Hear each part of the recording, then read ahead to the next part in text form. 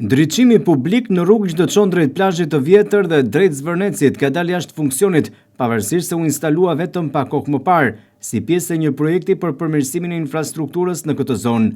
Nga vëzhgimet në terren dhe pamjet e siguruara nga televizioni 6+1 Vlora, të realizuara në orët e para të mëngjesit, kur ende dita nuk ishte gdhir, duket qartë se një pjesë e konsiderueshme e shtyllave ndriçuese nuk funksionojnë.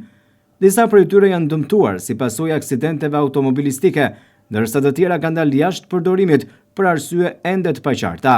Mungesa e ndriçimit përbën një problem serioz, veçanërisht për banorët e zonës dhe vizitorët që frekuentojnë plazhin e vjetër gjatë orëve të vona të mbrëmjes apo herët në mëngjes. Errësira jo vetëm krijon pasiguri, por ndikon edhe në përjetimin e përgjithshëm të zonës, e cila ka potencial turistik, edhe pse jemi në vjesht. Banorët kërkojnë nga autoritetet të ndryjnë sa më shpejt për të riparuar dëmet e për të rikthyer funksionalitetin e plot të ndriçimit publik në këtë rrugë, e cila është me rëndësi dhe një prej rrugëve që të çon në një destinacion turistik si kundër Zvërneci.